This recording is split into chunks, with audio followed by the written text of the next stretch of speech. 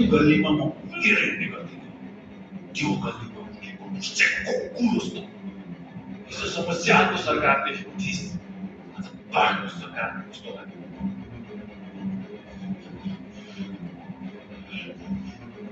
तिमी जङ थापाको सरकार मेरो घण्टा